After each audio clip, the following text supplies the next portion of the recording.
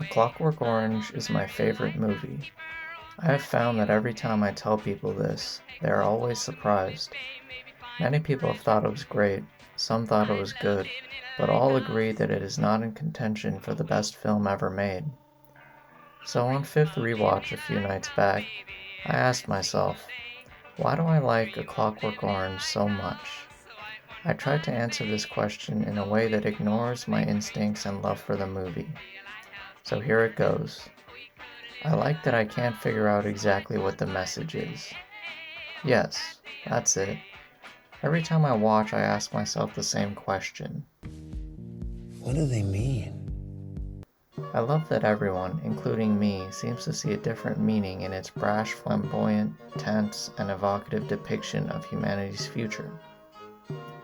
Yet, unlike 2001: A Space Odyssey, that seems to evoke the same type of thinking, A Clockwork Orange is far more grounded in its human themes and understanding. Both are great movies addressing humanity's problems as it looks to the skies and it looks straight ahead of it. A Clockwork Orange, as it has been said countless times, asks the central question: can and should you force morality through coercion rather than choice? This question lends Kubrick's thesis on violence, rather than freedom, ultimately leaving the audience with an ambiguous ending to determine for themselves the best way for humanity to deal with its inherent evils going forward.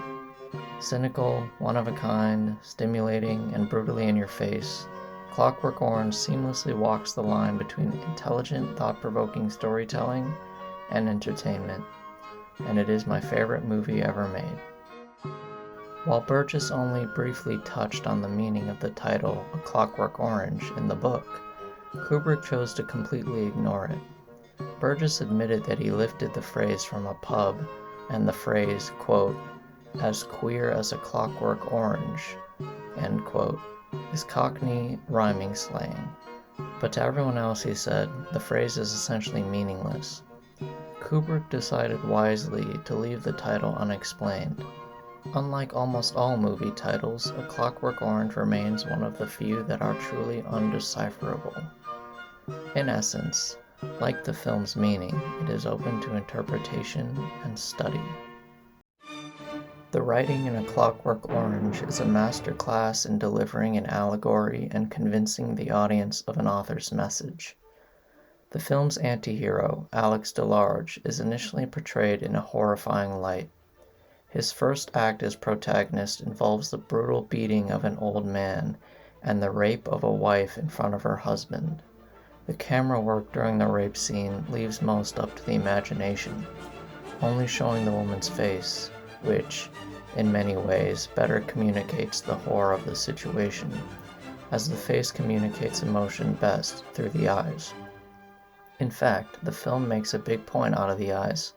For instance, one of Alex's eyes has mascara on it and is wide open and menacing, suggesting that he is almost like an animal on the prowl. So, what do we know about Alex in the film's opening minutes? He is brutal, selfish, and animalistic. Kubrick juxtaposes this animalism with proof that Alex indeed has some, albeit few, redeeming qualities. He has a pet snake, proving that despite his brutal violence, he is genuinely capable of caring for and loving another creature. On the other hand, the choice of a snake may be a suggestion that Alex only cares for those he respects, as the snake is a powerful, deadly animal, much like the way Alex would think of himself. In addition to this redeeming quality, Alex is not uncultured like an animal. He loves art, music, and high taste. Kubrick aptly balances this with Alex using the music as he thinks of ultraviolence. This is why I don't side with the critics on this film, who say Alex's misdeeds are glorified. They're not.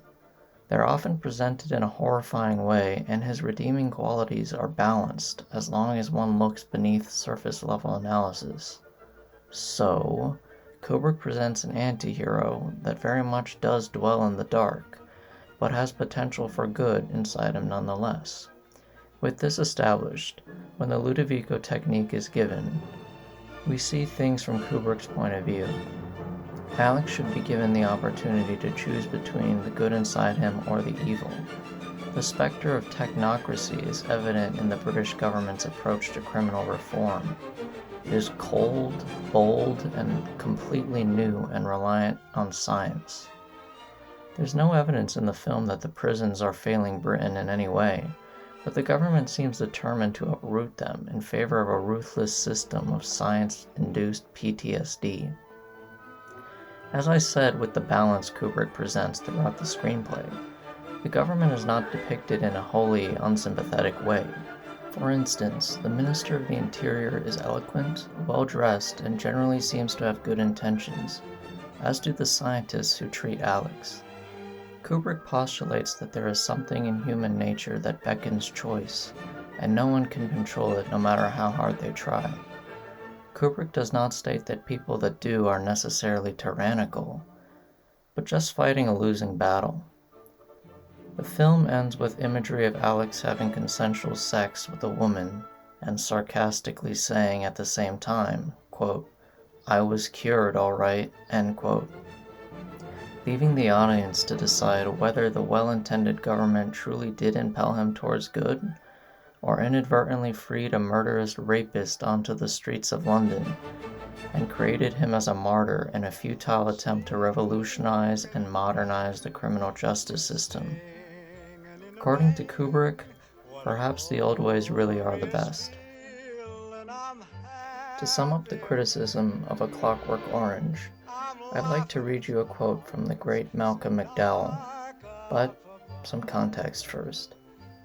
After the release of Stanley Kubrick's A Clockwork Orange, Malcolm McDowell found himself at a big, glamorous Hollywood party, and who should find himself there other than the talented Gene Kelly, the star of Hollywood's favorite, Singing in the Rain. McDowell was asked if he'd like to meet him, to which he replied, quote, "Great, I'd love to meet him," end quote. But when they were introduced, Kelly turned his back to McDowell and walked away. McDowell said, quote, "Can you blame the poor man? I took this wonderful moment and completely fucked with it," end quote. And that's what Clockwork Orange really is when you strip everything away. It takes serious, often austere subject matter and fucks with it. So no, I can't really blame the people who watch this movie and want to turn their back to it. It really isn't for everyone, and it makes no attempt to please everyone either. But making enemies is a consequence for those and those things that are effective. As Prime Minister Churchill once said, quote, "You have enemies? Good, that means you stood up for something, sometime in your life," end quote. And my God, does this picture stand tall among the rest. I take my hat off to Stanley Kubrick for having the true grit and balls to fuck with people. Clockwork Orange masters so many diverse subjects in a 2-hour 15-minute runtime. Among these are the corrupt opportunism of the press and the politicians, criminal justice reform, technocracy burdening human ingenuity and talent, anti-heroes, and human nature. Every time you watch A Clockwork Orange, there's always a new theme to analyze, a new gem to be found in the screenplay. For instance, I found 3 new things I had never noticed. First, Alex DeLarge's arc is a unique perversion of a classic redemption arc, as he goes from bad to good to bad again. By the film's end, Kubrick gets you to be happy he's back to his old self, even if that old self is horrifying. This is classic audience manipulation to prove a point about human nature and choice. but very expert in clever manipulation. Second, Alex's parents constantly talk about the newspapers with no skepticism, and they only repeat what they've read, having no real thought process or opinions of their own. In that sense, Alex's parents represent the general population that go along with fancy-sounding reforms without critical thought. Third and most importantly, when Alex DeLarge lies to Mr. Deltoid that he'll stay out of trouble, he says, quote, "as clear as an azure sky of deepest summer," end quote. He says the exact phrase to the Minister of the Interior as he pledges to support the government, implying that Alex intends to lie and betray the government, capitalizing on his status as a martyr in the newspapers that society believes above all else, as his parents clearly demonstrated. This one's simple. My only complaint about this movie is the budget. I know it was Kubrick's goal to prove that he could make a great low-budget movie, and he certainly did. But a part of me always longs for the Clockwork Orange of a different scale and budget, like that of his other films. After all, I make no secret of my obsession with Barry Lyndon's cinematography.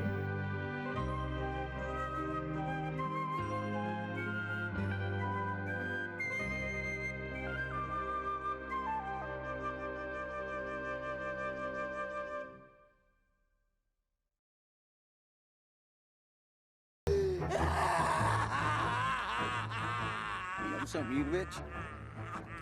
I think this just might be my masterpiece.